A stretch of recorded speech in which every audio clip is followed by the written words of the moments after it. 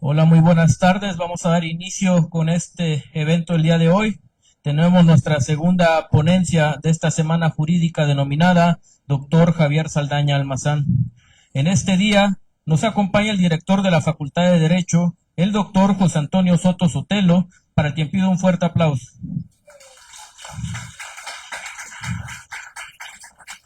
Asimismo, nos acompaña el maestro César Julián Bernal, subdirector de Gestión Escolar de la Facultad de Derecho.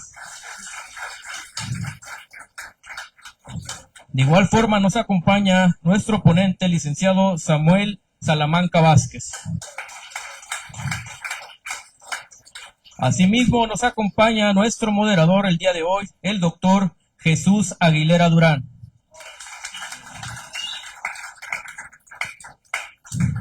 Sin más preámbulo, me voy a permitir presentar a nuestro moderador. Él es profesor investigador de tiempo completo en la Universidad Autónoma de Guerrero, máster en Derechos Fundamentales por la Universidad de Granada, maestro en Derecho y doctor en Derecho y Globalización. Pertenece al Sistema Nacional de Investigadores e Investigadores Nivel 1. Reconocimiento de la SED como profesor de tiempo completo con perfil deseable vigente.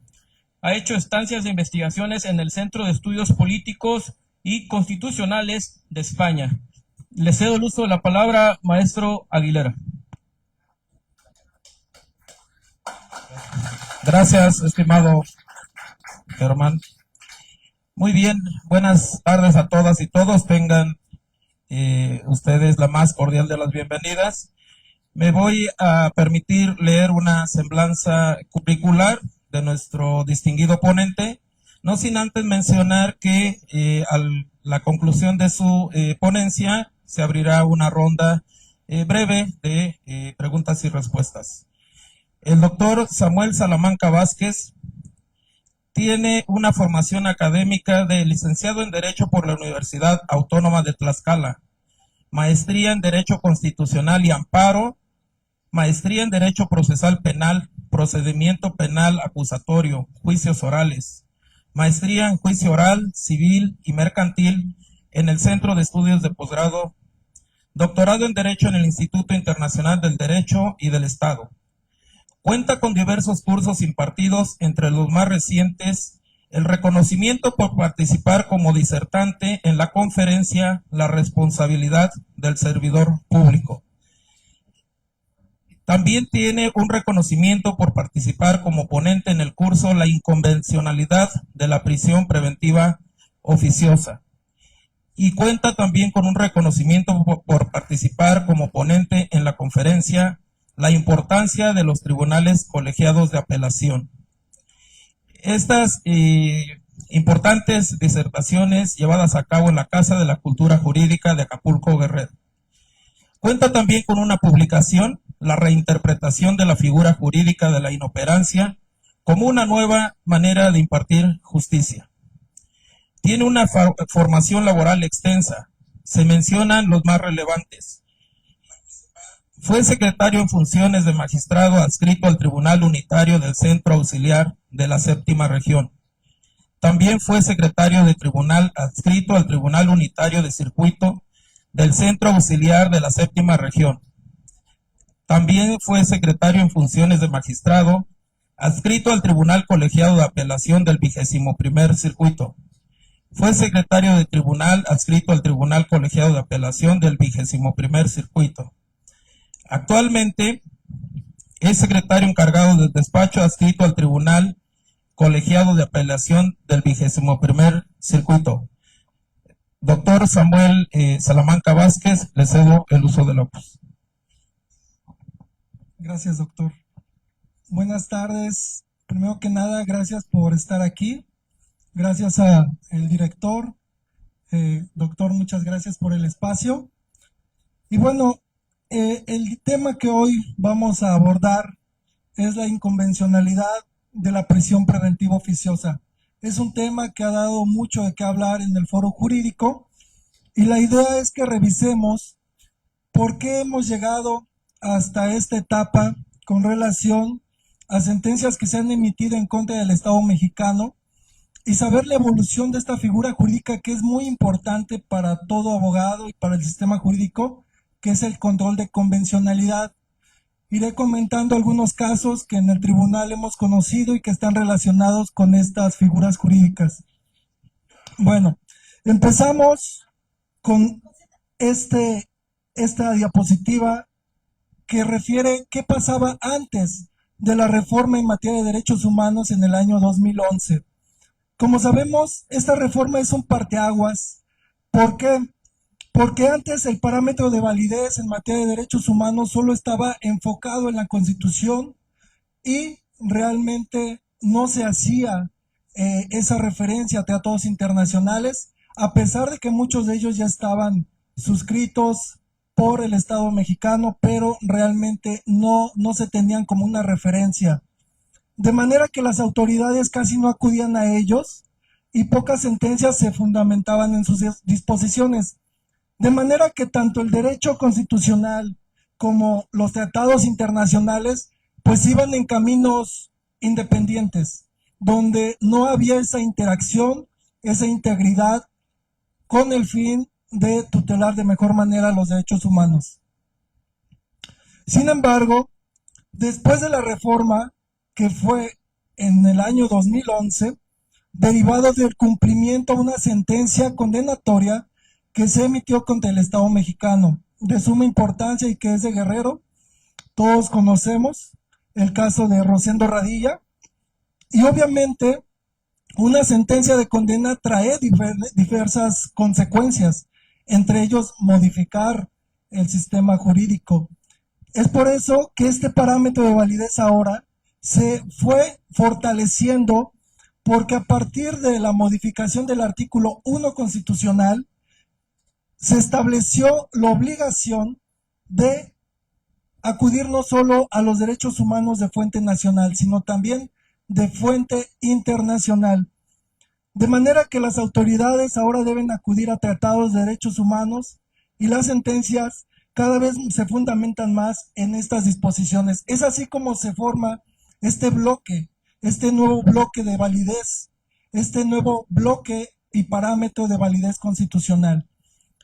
El siguiente. Pero vamos a estudiar, vamos a repasar en qué consiste este control de convencionalidad. Como lo mencioné, sus fundamentos constitucionales están en el artículo 1 y 133. El artículo 1, como sabemos, establece que en los Estados Unidos mexicanos todas las personas gozamos de los derechos reconocidos en la Constitución y en los tratados internacionales. También se establece que las normas en materia de derechos humanos se interpretarán de conformidad con la Constitución y los tratados internacionales, ¿sí? Y también aquí agrega el legislador una figura muy importante. Dice que se debe siempre realizar interpretación en favor o de mayor protección hacia el gobernado, hacia el justiciable. Este principio pro persona es fundamental en este nuevo parámetro de validez constitucional, porque es una herramienta a partir de la cual podemos armonizar nuestro sistema jurídico nacional con los estándares internacionales. Son herramientas que nos da el legislador para llevar a cabo esa traslación, esa armonización y realmente no se vulneren tratados internacionales. El artículo primero también en su fracción, en su párrafo tercero, establece que todas las autoridades tienen la obligación, ¿sí?, de respetar, garantizar, promover los derechos humanos, de acuerdo a sus principios de universalidad, interdependencia, indivisibilidad y progresividad. Es ahí como el legislador también establece la obligación de todas las autoridades de garantizar y respetar los derechos humanos. Eso es algo fundamental. No solo es un mandato para jueces o para la judicatura, sino para todas las autoridades. Pues bien, ese mismo porción normativa establece que el Estado mexicano debe prevenir, debe investigar, sancionar y reparar cualquier violación de derechos humanos. Ese es un mandato que se estableció por el legislador y que es de suma importancia, de manera que estos dos artículos son la base del control de convencionalidad, dado que el 133 señala que la Constitución, las leyes que emanan de ella y también los tratados internacionales suscritos por el presidente de la República con aprobación del Senado serán la norma o ley máxima de nuestro Estado mexicano, ¿sí? Es por eso que ahí se establece que no hay una jerarquía normativa en tratándose de derechos humanos. En derechos humanos no existe jerarquía normativa, eso es algo que debemos tener presente. Y además, con esta apertura a los tratados internacionales se les da el mismo rango de la Constitución, digamos que son una extensión de las disposiciones de la Carta Magna.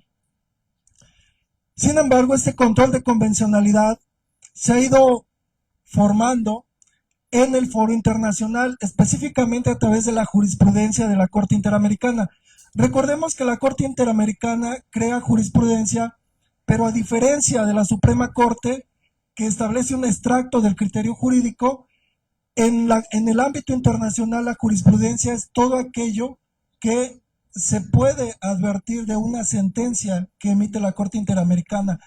Cualquier razonamiento que se contenga con relación a la interpretación del Pacto de San José es jurisprudencia. Y bueno, algo muy importante es que el pionero de esta figura jurídica es un jurista mexicano de gran trayectoria. Me refiero al jurista Sergio García Ramírez, que es originario de Guadalajara, Jalisco. Él fue juez interamericano y él realmente dio la pauta a esta figura jurídica. Específicamente él acuñó el término en su voto concurrente en el caso Mirna Mac Chang contra Guatemala. De manera que podemos decir que esta figura tiene un origen de un jurista mexicano. Siguiente, por favor. Siguiente. Estos son los artículos que ya comentamos. Y bueno, para que vayamos direccionando estas ideas con relación al parámetro de control de regularidad constitucional, ya hablamos que fue muy importante esta generación legislativa en el artículo 1 constitucional, y también esta nueva concepción de control constitucional implica dar primacía a los derechos humanos, ya que la persona es el centro y el fin del sistema de justicia constitucional, cualquiera que sea su fuente. Esto es muy importante, ¿por qué? Porque ahora el ser humano se pone como eje de protección de derechos humanos, ¿sí? ¿A partir de cuál? De su dignidad. La dignidad como una fuente de las diversas interpretaciones en materia de derechos humanos. Tenemos un caso, por citar alguno, el caso del consumo lúdico de marihuana, en el cual se tutela el derecho, ¿sí?, al libre desarrollo de la personalidad, pero se hace todo un estudio en esa ejecutoria donde emerge ese derecho a partir de la dignidad del ser humano. Siguiente. Este nuevo entendimiento del sistema mexicano se ha ido desarrollando, a pesar de que fue en el año 2011 pues es todo un proceso para poder llegar a lo que se quiere. Sin embargo, la Corte ha hecho importantes esfuerzos por armonizar nuestro sistema judicial, nuestro sistema mexicano, con el sistema interamericano. Ejemplo de ello es la reforma constitucional, bueno, por parte del legislador, lo resuelto en el expediente 912-2010, pero para finalmente decantarse por el actual criterio por el que los derechos humanos en la Constitución y en los tratados constituyen el parámetro de validez. Recuerdo cuando en ese año algún magistrado me decía, oye, ¿tú eres constitucionalista? Y le decía, bueno, ¿a qué va la pregunta? Dice, bueno, resulta que entonces los tratados internacionales van a estar sobre la Constitución. Le digo, bueno, no, pero había una corriente que consideraba que los tratados internacionales no podían ponerse ni siquiera al nivel de la Constitución, atendiendo, bueno, a una teoría más que nada kelseniana, ¿no? Después tenemos en cuenta la jurisprudencia de la Suprema Corte respecto a los alcances del principio pro persona. Esto es muy importante porque, como les comenté, son herramientas, pero debemos aprender a manejarlas. Tenemos muchos casos en los que en materias de suplencia de la queja, en el tribunal, el abogado al final cita y solicito la protección o solicito, aplica el principio pro persona en todo lo que beneficia a mi cliente. Y dices, bueno, pero ¿y eso qué, no? Lo cierto es que este principio debemos saber cuáles son sus límites incluso. ¿Por qué?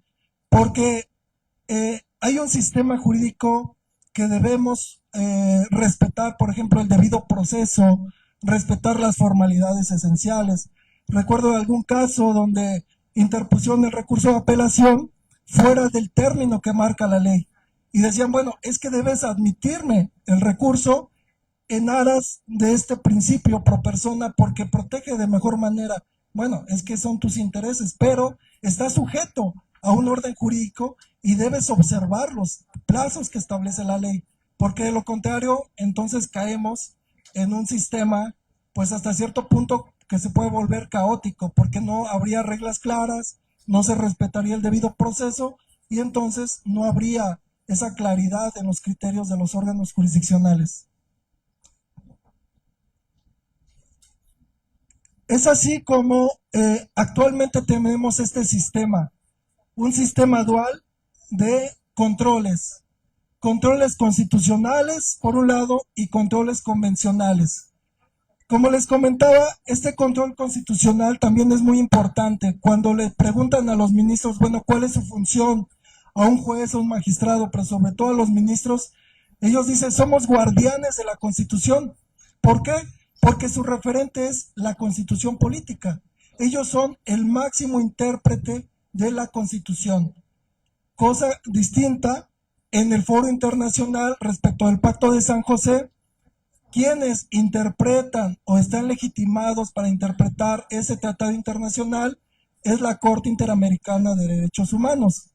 Sin embargo, los jueces en cualquier etapa y en cualquier instancia pueden ejercer no solo un control de constitucionalidad, sino también un control de convencionalidad. Obviamente no concentrado, sino difuso. ¿En qué consiste? Como sabemos, los controles de constitucionalidad concentrados, ¿cuáles son? Juicio de amparo, acciones de inconstitucionalidad, controversias constitucionales, exacto, donde ahí el estudio va a ser frontal a la constitucionalidad de una norma. Sin embargo, cuando son difusos, ahí no. Ahí en un control difuso, ahí se puede realizar en sede de legalidad, pero ahí no se va a definir la constitucionalidad de una norma. Simplemente se va a inaplicar, pero no tiene mayor trascendencia. Lo mismo ocurre en el foro internacional. Todo juez del Estado mexicano es un juez interamericano. ¿Por qué? Porque puede hacer este control, obviamente a la luz de los estándares internacionales, pero no va a decretar la inconvencionalidad. Simplemente va a ser un ejercicio donde a su criterio esa norma, por ejemplo, va en contra de lo que establece un tratado internacional y la va a dejar de aplicar. Eso es lo único que va a hacer. Caso distinto a la Corte Interamericana, donde ahí sí hace el estudio de manera frontal, resuelve el caso y declara la inconvencionalidad de una norma. Hemos tenido casos, recuerdo de una jueza, cuando dictó sentencia contra una persona por su responsabilidad penal en un delito de piratería de estos discos que vulneran derechos de autor y demás, justo el Código Penal establece una sanción económica muy alta. ¿Y cuál fue su postura? Yo no voy a aplicar esta porción normativa. ¿Por qué? Porque esta sanción económica es desproporcional. Va en contra del propio patrimonio de la persona sentenciada. ¿Y qué hizo? Inaplicó esa porción normativa mediante un control difuso y en el tribunal consideramos que era correcto. Ahora bien, esto es algo muy importante. Debemos conocer cuáles son los tratados internacionales que obligan al Estado mexicano. Tenemos la Convención de Viena sobre Derechos de los Tratados, donde emerge un principio fundamental, pacta sunt servanda, que son las obligaciones de carácter vinculante que deben ser cumplidas de buena fe. Aquí es importante porque cuando un Estado decide adherirse a un sistema y sobre todo formar parte de un tratado internacional, automáticamente debe observar este principio, pacta sunt servanda, que implica que debe cumplir con lo que establece el tratado internacional de buena fe. También tenemos la primacía del derecho internacional, pues una parte no podrá invocar disposiciones de derecho interno como justificación de incumplimiento de un tratado, como lo vamos a ver posteriormente en el caso Zompantle. Justo la Corte Interamericana le dice al Estado mexicano, a ver, tú no me puedes invocar una disposición interna para que tú incumplas un tratado internacional. Tenemos también la Convención Americana sobre Derechos Humanos, Pacto de San José, que establece en su artículo 68 que los estados parte en la convención se comprometen a cumplir la decisión de la Corte en todo caso en que sean parte. ¿Sí? Esto es un tema de cumplimiento. Vamos a analizar el por qué en México no se ha dado cumplimiento a dos sentencias que hablan justo sobre la prisión preventiva y la inconvencionalidad. Adelante. ¿Hasta aquí alguna pregunta? Me gustaría que fuera dinámico. Si tienen alguna pregunta, algún comentario, con gusto.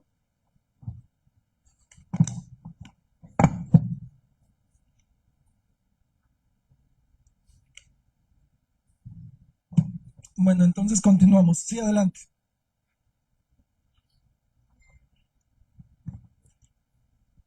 Muchas gracias por su intervención. Una pregunta.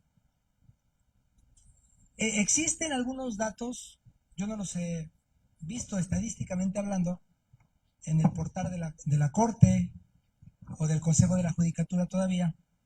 La pregunta es, ¿existen algunos datos de cómo se hace este control en términos estadísticos, del control difuso versus control concentrado?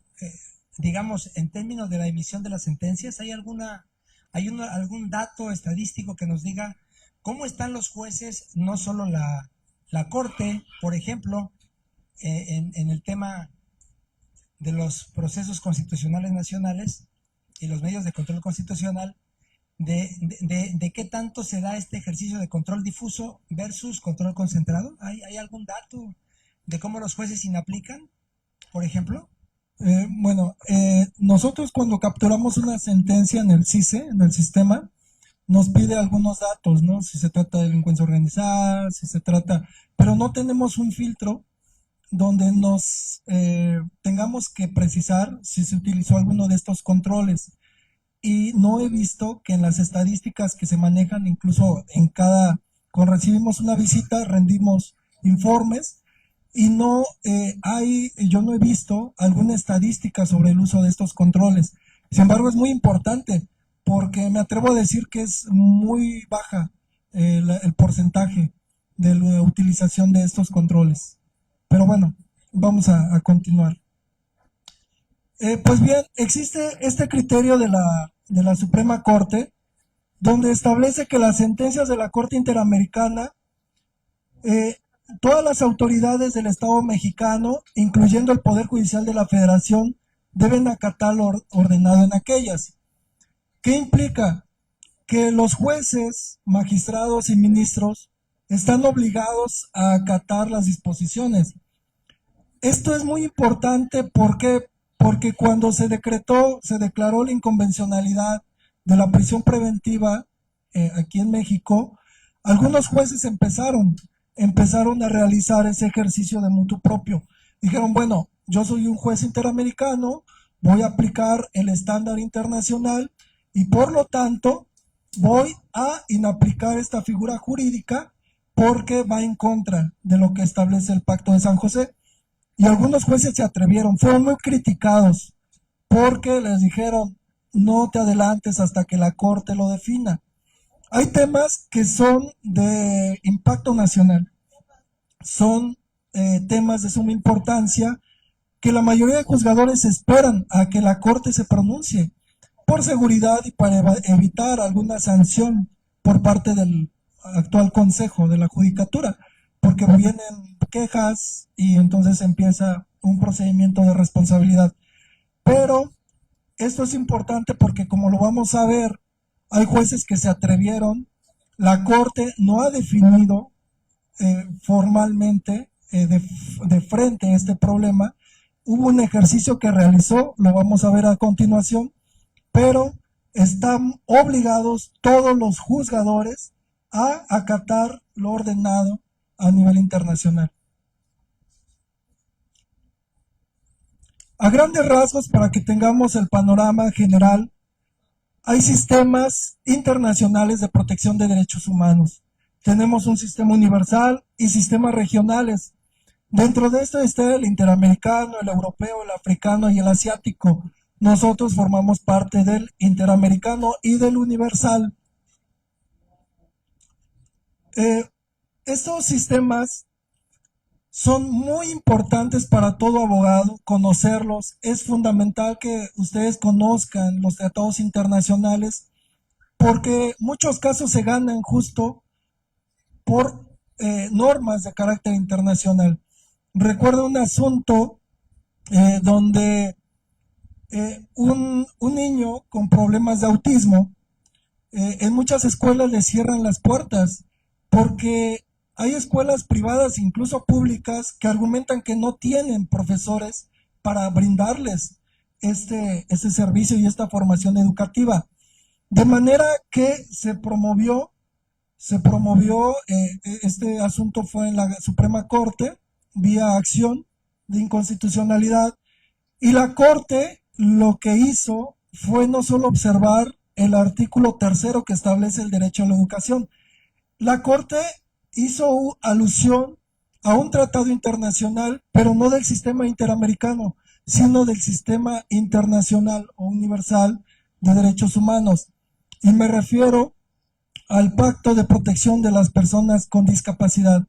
¿Por qué hizo alusión o por qué la Corte tuvo que ir a ese tratado?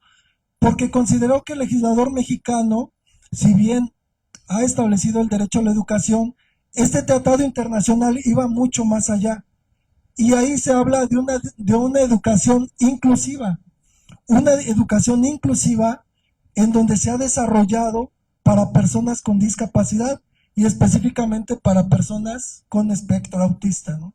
Entonces ahí podemos ver cómo todo abogado puede ir más allá de lo que establece incluso el sistema interamericano.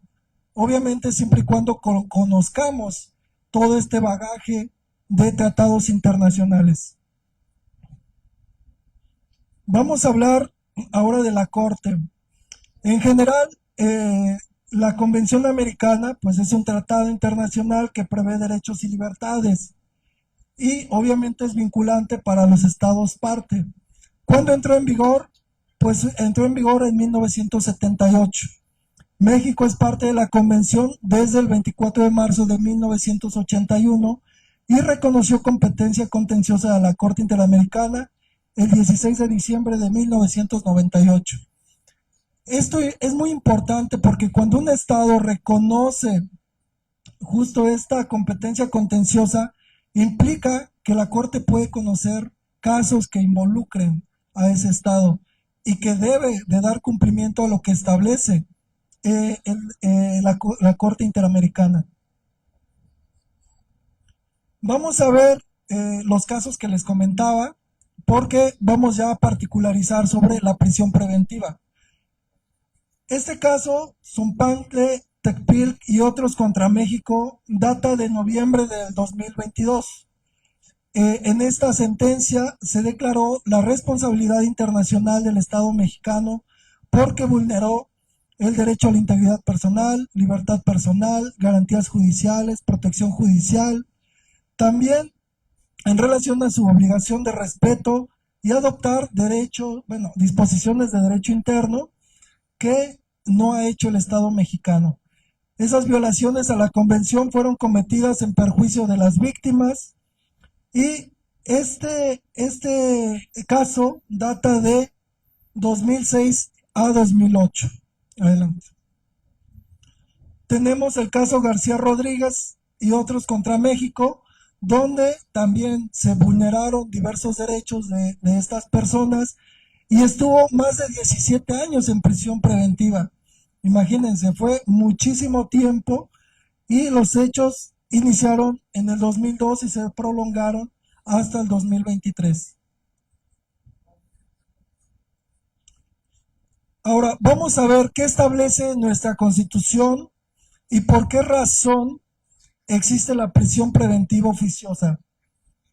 Pues bien, el artículo 19, su última reforma data de un poco más de 2 meses, la última reforma, en la que se amplió el catálogo de delitos que merecen, o que así se considera, son de prisión preventiva oficiosa. Como sabemos, hay 2 tipos de prisión preventiva, la justificada y la oficiosa. Sin embargo, como pueden observar, se amplió por delitos en materia de hidrocarburo, en materia de fentanilo. Entonces, me gustaría primero escuchar a algunos de ustedes si ustedes consideran que a nivel constitucional es procedente o es lo jurídicamente correcto, o lo que ustedes quieran comentar respecto a este listado de delitos de prisión preventiva oficiosa. Adelante.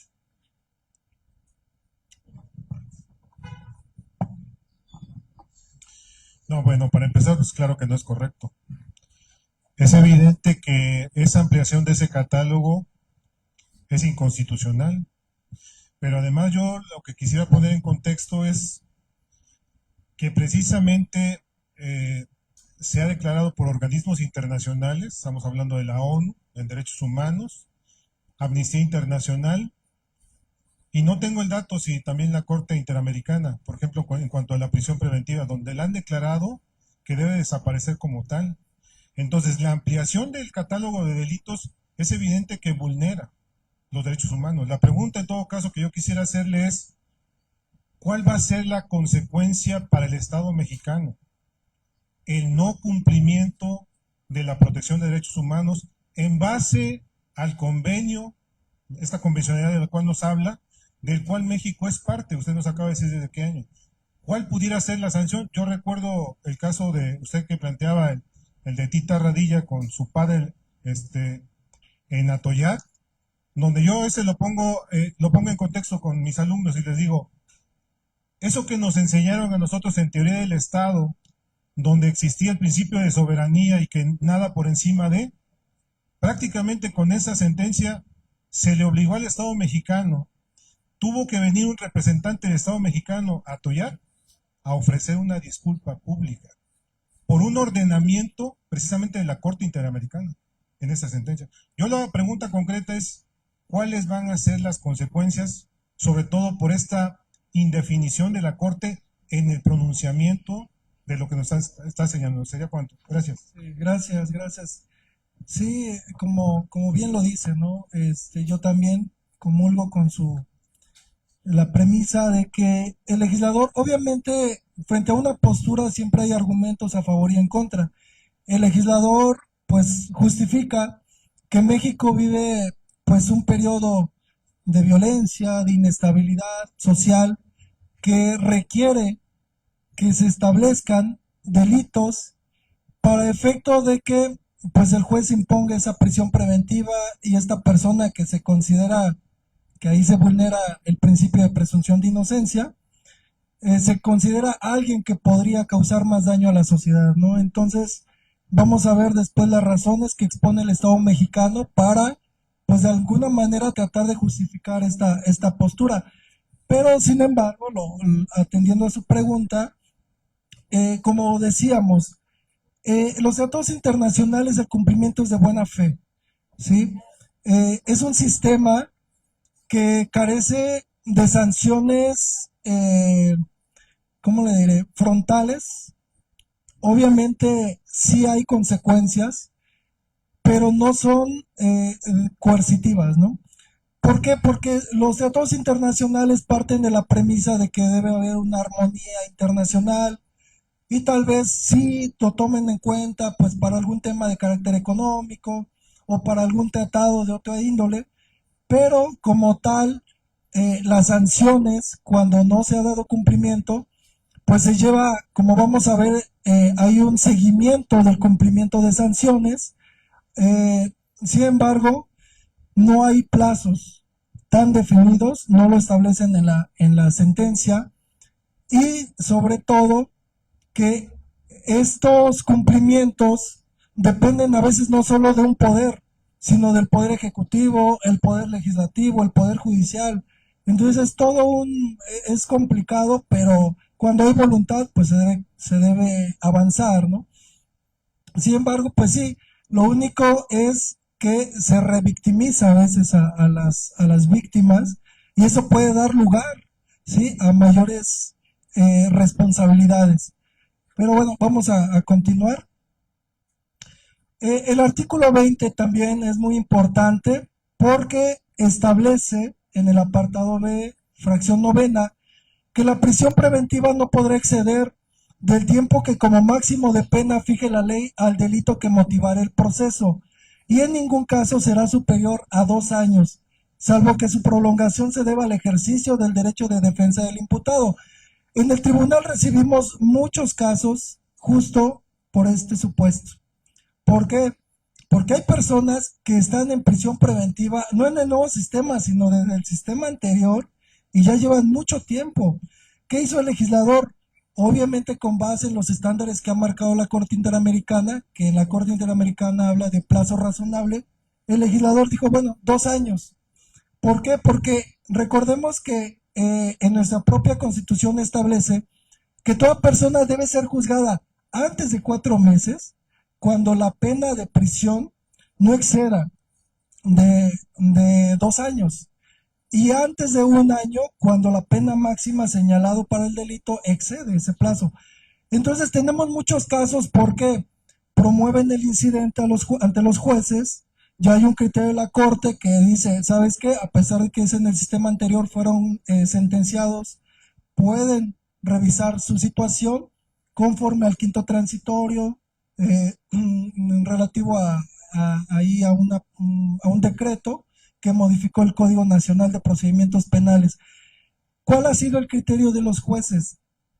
Pues realmente es muy complicado porque estas normas están inspiradas más para el sistema penal acusatorio que para el sistema tradicional. Entonces hemos detectado que los jueces incluso, pues al principio no cumplían con el trámite. Nos llegaba asuntos donde decía, bueno, aquí está la sentencia, yo definí que debe subsistir la prisión preventiva. Le decíamos, bueno, pero el video para revisar, no, es que no lo filmé. Pues es que uno de los principios es que debe haber inmediación, ¿no? Que son principios del sistema acusatorio. O a veces intervienen los secretarios, o sea, el juez actúa de manera conjunta con el secretario y ya eso ya no es así. En el sistema acusatorio es el juez el que debe desahogar directamente por el principio de inmediación, ¿no? Entonces, hemos detectado muchos casos, ordenamos que se lleve a cabo correctamente y algo también importante aquí es que dice, en ningún caso será superior a 2 años. Esto ha llevado a interpretar. ¿Por qué? Porque al menos muchos jueces dicen, bueno, si me justifica la fiscalía que debe subsistir, yo la mantengo, sobre todo en delitos de alto impacto, como que existe toda esa resistencia de los jueces a hacer totalmente válido pues el texto constitucional. Sin embargo, esto es un proceso incluso cultural. Esto se debe ir avanzando por generaciones.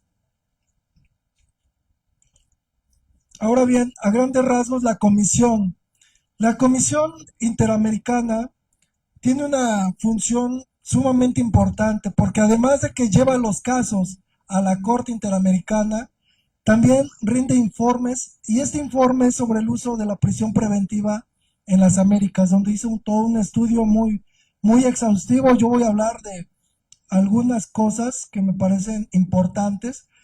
Una de ellas es que señala que el uso excesivo de prisión preventiva es contrario a la esencia misma del Estado democrático de derecho. Entonces, eso es algo muy importante porque ¿cuál es un Estado democrático de derecho? Pues aquel donde los derechos humanos son pilar fundamental en la Carta Magna, donde la restricción a un derecho humano debe ser la excepción, ¿sí? No estandarizarlo de alguna manera como en algunas ocasiones se ha hecho. También establece que es abiertamente contraria al régimen establecido por la Convención y la Declaración Americanas y a los principios que inspiran a la Carta de la Organización de Estados Americanos. Las personas en prisión preventiva sufren grandes tensiones personales como resultado de la pérdida de ingresos y de la separación forzada de su familia y su comunidad. Hace poco nos llegó un asunto donde una persona que era chofer, pues por un accidente fallecieron algunas personas, ¿no? Entonces fue procesado por un delito de homicidio y él argumentaba eso, que era el sostén de su familia. O sea, fue un hecho donde él argumenta pues que no hubo dolo, pero cómo cambia la vida de una persona totalmente, y no solo de ellos, sino de su familia. Entonces, cuando realmente hay esa protección, creo que se debe hacer un estudio exhaustivo, independientemente del delito, para determinar si la persona debe o no estar sujeta a una prisión preventiva. Adelante. Asimismo, señala la comisión, el mantener cantidades considerables de personas privadas de libertad en espera de juicio no es una buena práctica desde el punto de vista económico, pues sabemos que es muy costoso también el mantener a tantas personas al interior de los CEFERES o sus centros de reclusión.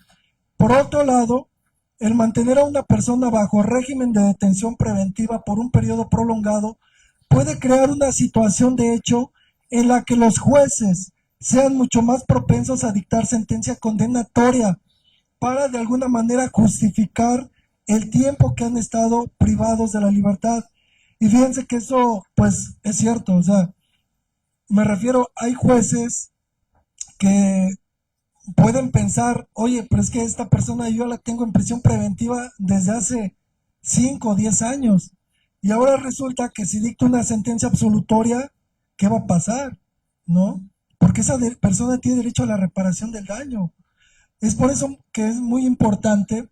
Hemos tenido casos donde llegan personas que argumentan pues que ya incluso excedieron la pena que se les pudiera imponer, ¿no? Entonces ya se puede declarar compurgada esa pena y obviamente deben estar en libertad para seguir su proceso penal. Bueno, este caso a grandes rasgos, aquí vienen los antecedentes. Vamos a ser muy breves para poder avanzar en lo que falta. Se debe o todo surge con una detención de las víctimas en la carretera México-Veracruz. Su automóvil se descompone, se acercan elementos de la entonces Policía Federal Preventiva encuentran algunos indicios de que estas personas aparentemente tenían vínculos con un comando popular revolucionario denominado La Patria es Primero. Obviamente proceden a detenerlos sin informarles, posteriormente los consignan por un delito de cohecho. Obviamente ellos argumentan que pues, eso no había sido cierto, pero era una manera de mantener los sujetos ante la autoridad ministerial. Posteriormente también los acusan de delincuencia, de terrorismo, de delincuencia organizada. Entonces es un caso donde hay muchas violaciones procesales, no tuvieron una defensa adecuada, ¿sí? Hay muchas irregularidades. También aquí en este caso, dice aquí, ha afirmado que el peligro de que el procesado obstaculice la conducción adecuada de los procedimientos no se puede inferir en abstracto. Aquí ya es el estudio de fondo que realiza la Corte y obviamente, como decía aquí el abogado, pues esta figura jurídica, ¿qué es lo primero que vulnera? Pues la presunción de inocencia. Como sabemos, nadie puede ser considerado responsable hasta que se demuestre su responsabilidad, independientemente del delito. ¿Por qué? Porque muchas veces dicen, es que es delincuencia organizada, es que es un tema de alto impacto y por lo tanto vamos a ser más estrictos en ello y no tiene que ser así. La Corte ya dijo, eso no es posible. Obviamente también se vulnera pues el derecho a la libertad, porque es uno de los derechos pues diría, de mayor valía, a pesar de que no hay jerarquías, pero son de los derechos más preciados en una persona. Y la Corte, ¿qué es lo que dice? Bueno, es que tu autoridad siempre debes justificar que hay un riesgo de fuga, por ejemplo, de la persona, o que esta persona va a hacer daño a las víctimas, a los testigos, o que va a obstaculizar un proceso, para que entonces esta persona pueda o debe estar en prisión preventiva. De manera que, adelante, la Corte ha dicho que en los casos que se impongan medidas privativas de libertad, el artículo 7.5 establece límites temporales a su duración cuando el plazo de prisión sobrepasa lo razonable. Lo que les decía ahora, el legislador estableció 2 años. Los criterios que podrán ser tenidos en cuenta para determinar la razonabilidad deberán tener estrecha relación con las circunstancias particulares del caso concreto. Y bueno, a fin de evitar que se desvirtúe el carácter excepcional de la misma. Adelante. La Corte ha considerado que cualquier restricción a la libertad que no contenga una motivación suficiente que permite evaluar si se ajusta a las condiciones señaladas será arbitraria. Obviamente, si el legislador señala que la prisión preventiva debe imponerse únicamente por el tipo de delito, pues es una imposición sin que se cumpla una fundamentación, una motivación, sin que se razone si esta persona realmente es un riesgo para la víctima, si las hay, para la sociedad, o si va a evadirse de la acción de la justicia. De manera que ese es el punto fino en este caso. La Corte señala, siempre debe haber una justificación para la imposición de esta figura jurídica, cosa que no sucede en el texto que actualmente está vigente. Proceder de otro modo equivaldría a anticipar la pena, lo cual contraviene principios generales de derecho ampliamente reconocidos, entre ellos el derecho a la presunción de inocencia. ¿Hasta aquí alguna pregunta sobre el caso? ¿Algún comentario?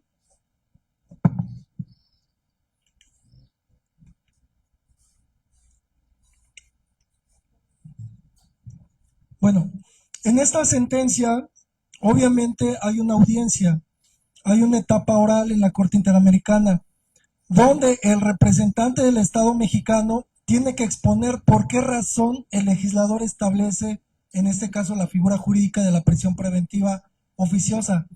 En esa audiencia argumentaron lo siguiente: una de las medidas cautelares más enérgicas a fin de que las personas involucradas en estos esquemas se sientan disuadidas a no seguir colaborando en organizaciones delictivas, por lo que también busca tener un efecto preventivo y disuasivo. En el mismo sentido, agregó que debido a la trascendencia de esta medida,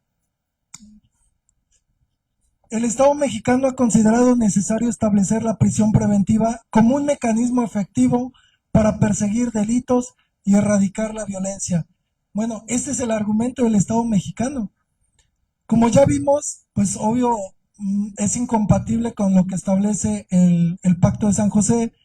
La Corte Interamericana le dice, mira, pues aun cuando tú me argumentes esto, yo he desarrollado doctrina en la que no son los parámetros que deben analizarse para imponer la prisión preventiva, de manera que no es procedente tu argumento y consecuentemente fue condenado el Estado mexicano.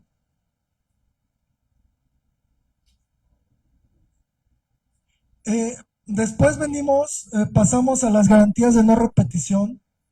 La Corte destacó que si bien el Estado manifestó que actualmente contaba con un sistema penal acusatorio, la figura jurídica de la prisión preventiva resulta inconvencional porque vulnera algunos de los principios del sistema como contradicción, igualdad de armas entre las partes.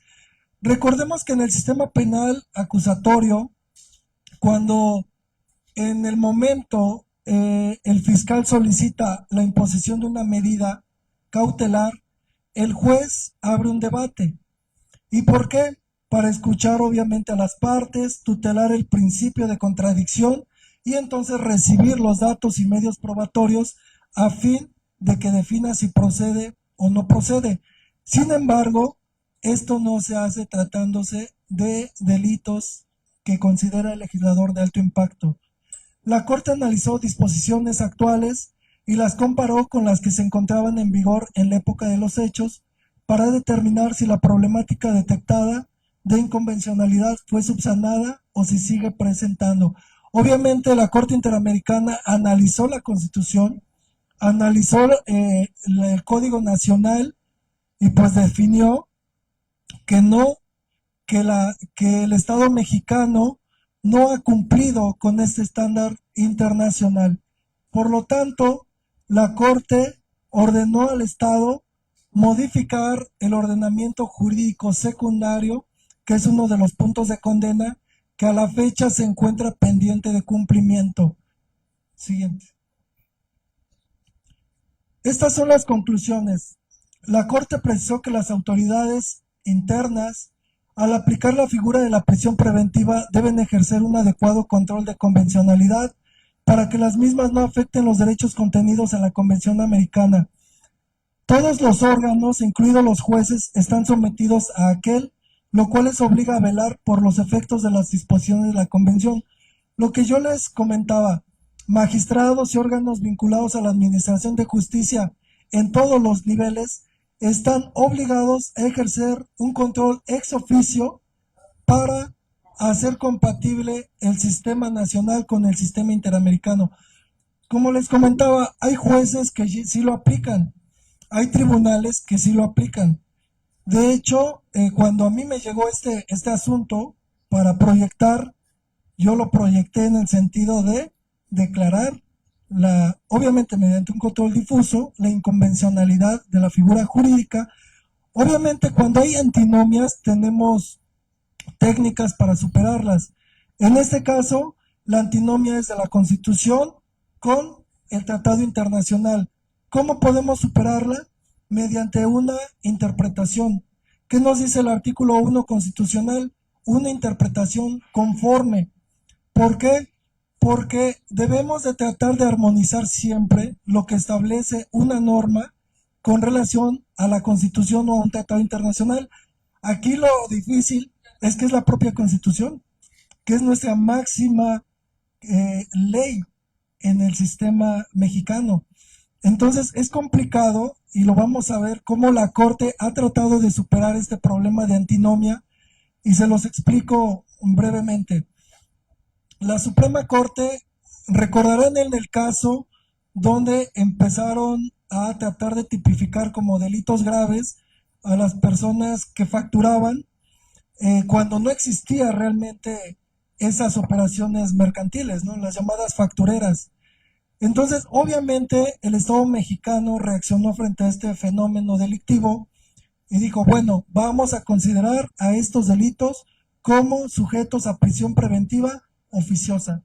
Sin embargo, se promovió una acción, llegó a la Corte, la analizó y dentro de esa acción analizó por primera vez no la inconvencionalidad, la inconstitucionalidad de la prisión preventiva oficiosa. Pero ¿qué creen que pasó? No fue aprobada y por lo tanto no fue vinculante.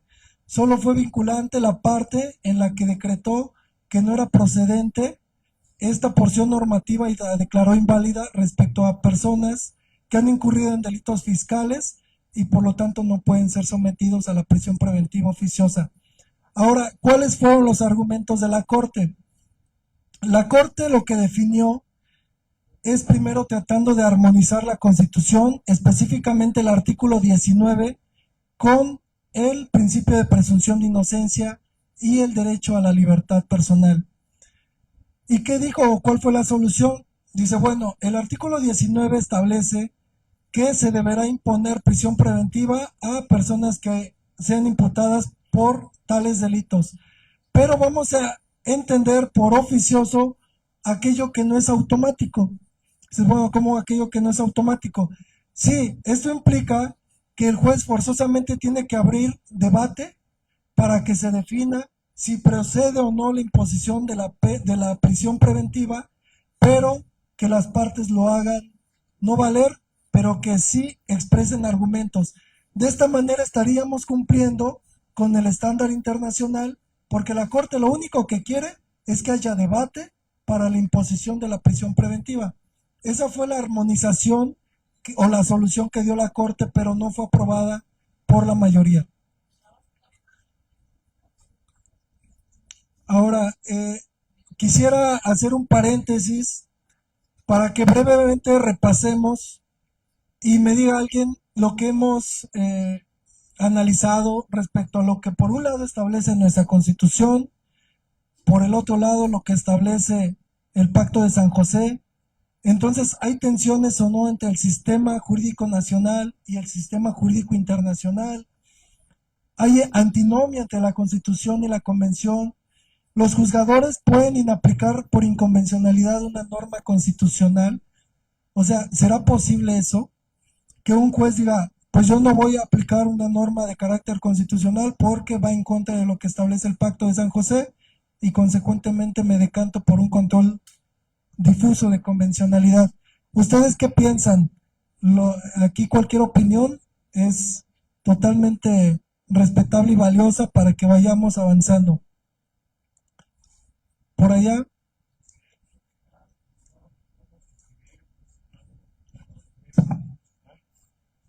Independientemente de que se hable de la buena fe, por el principio de contracción del compromiso internacional, estamos obligados.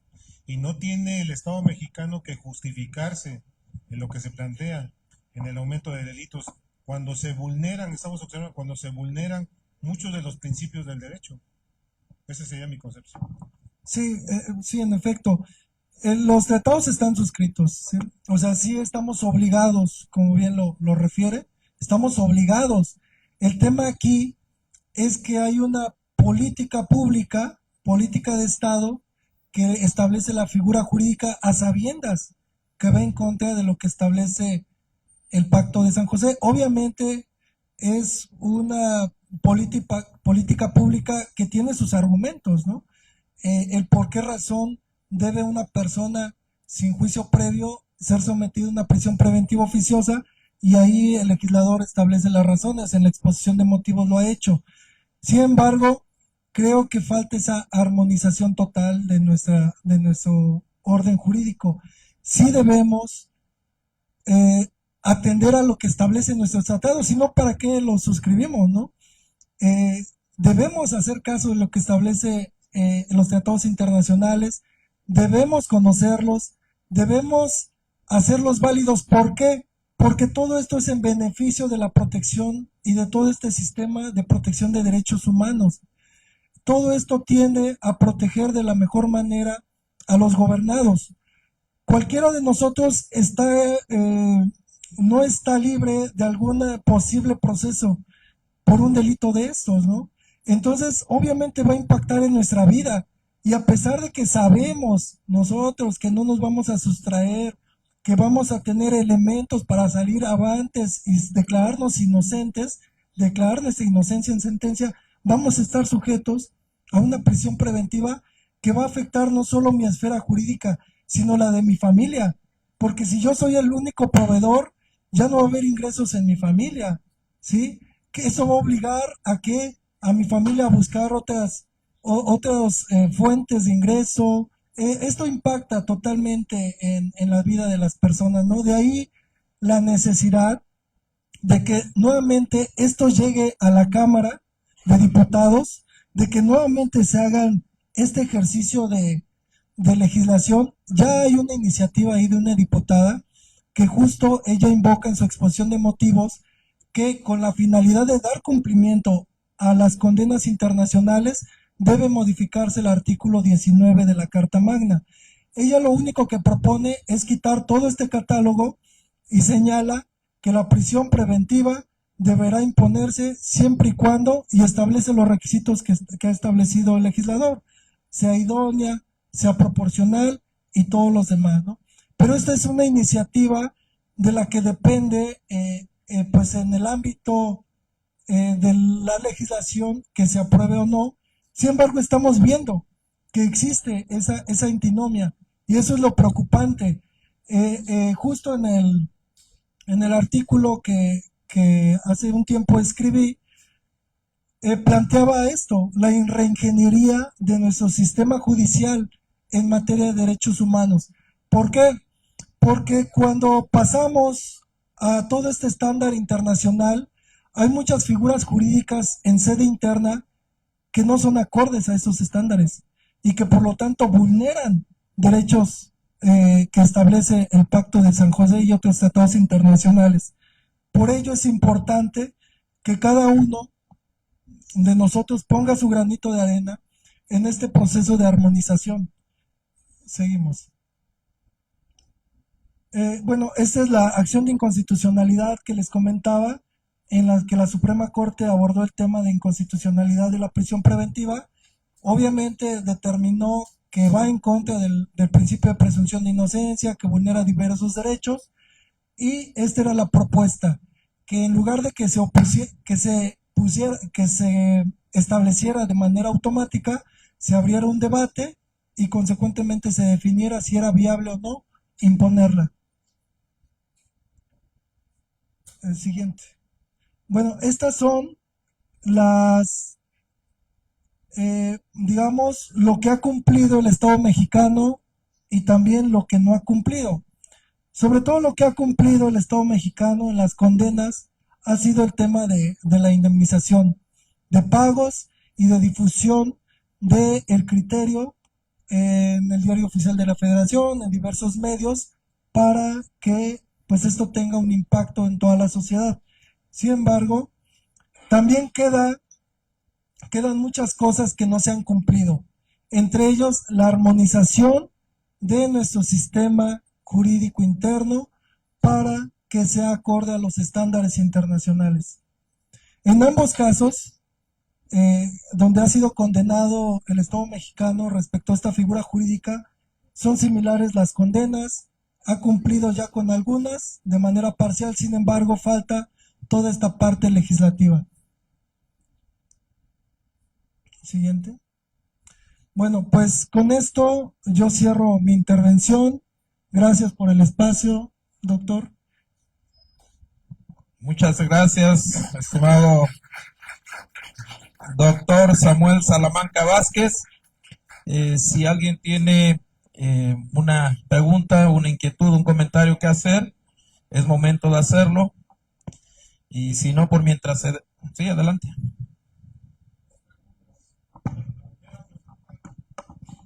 Si hay casos concretos de jueces que hayan inaplicado y que haya sanciones por parte del Consejo de la Judicatura.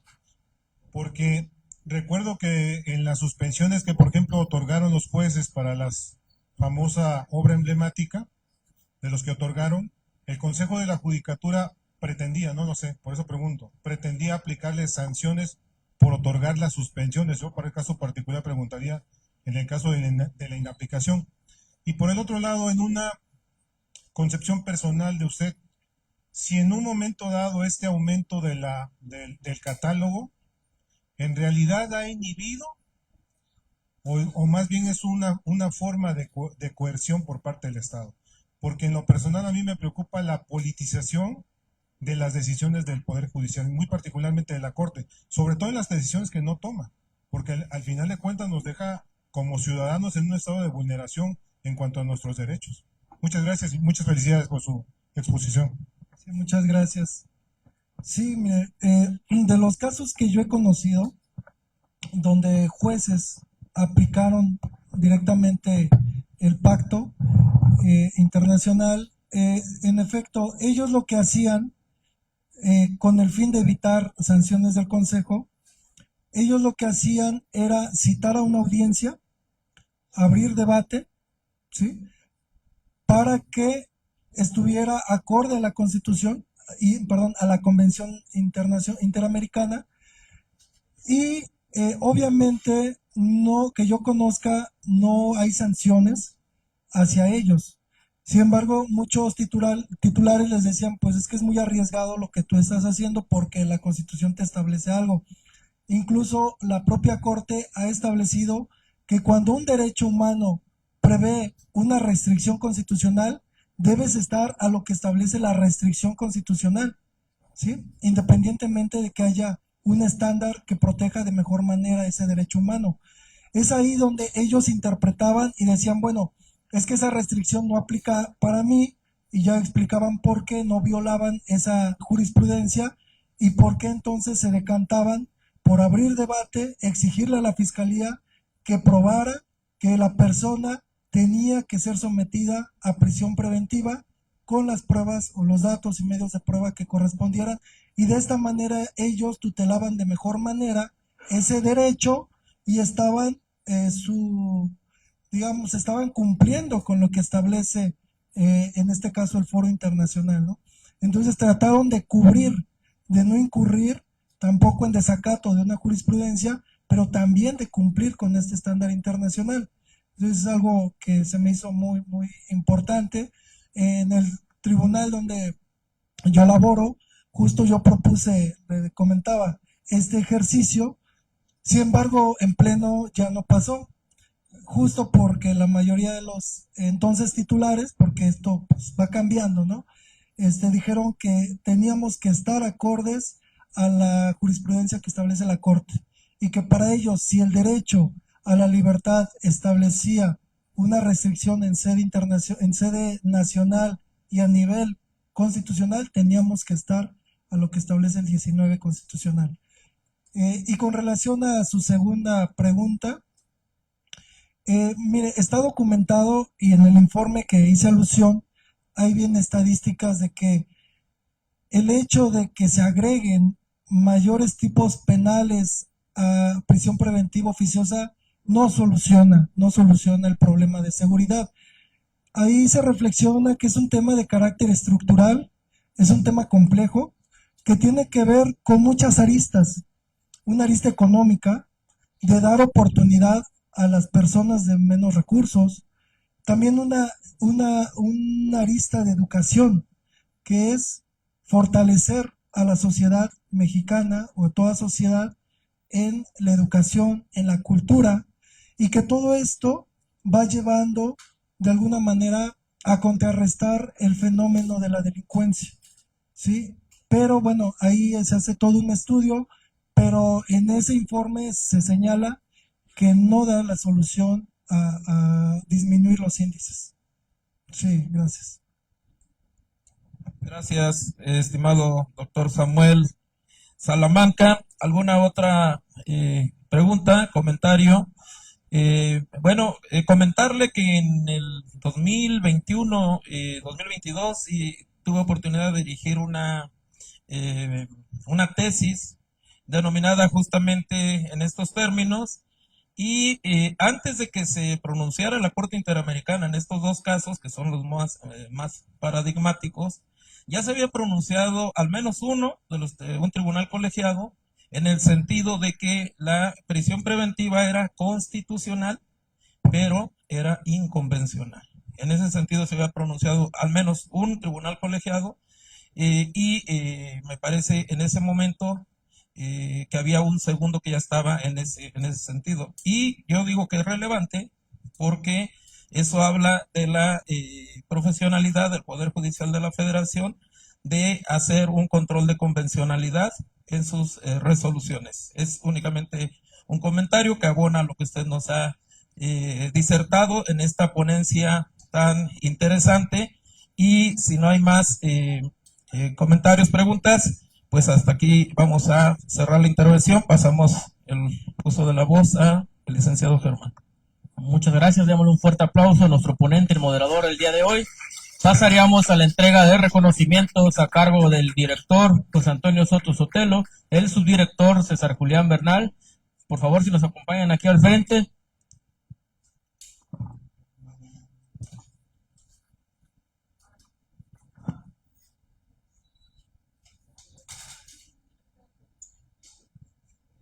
Bueno.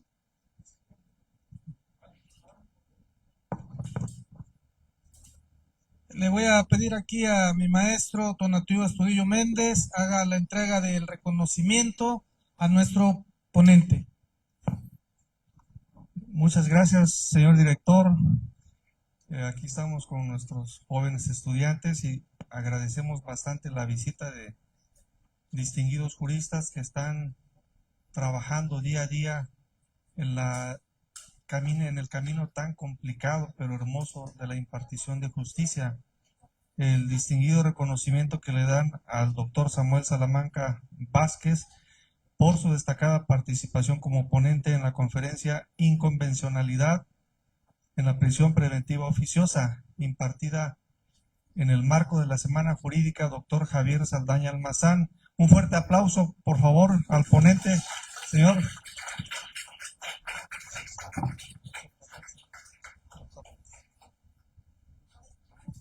De la misma manera, a nuestro subdirector le pido que haga entrega del reconocimiento a nuestro moderador. Sí, muchas gracias. Es un honor para mí entregar el presente reconocimiento al doctor Jesús Aguilera Durán, quien es el coordinador del doctorado en esta institución, por su destacada participación como moderador en la conferencia Juicio Oral en materia de justicia penal impartida en el marco de la Semana Jurídica doctor Javier Saldaña Almazán, dirigida a estudiantes de licenciatura, maestría y doctorado en Derecho. Su intervención contribuyó al desarrollo académico y al fortalecimiento del diálogo jurídico en nuestra comunidad universitaria. Firma nuestro director, doctor Antonio Soto Sotelo. Enhorabuena y muchas felicidades. Muchas gracias, felicidades. Aquí tienen las puertas abiertas. Esta alianza con el Poder Judicial realmente viene a fortalecer lo que tanto aspiramos aquí en nuestra Facultad de Derecho, formar los mejores recursos humanos en materia jurídica. Ya les informé, el día de mañana vamos a continuar con la Semana Jurídica. La fumigación va a ser en la parte de arriba y aquí vamos a seguir laborando. Pues nos despedimos con un fuerte aplauso para el ponente y muchas gracias. Nos vemos mañana.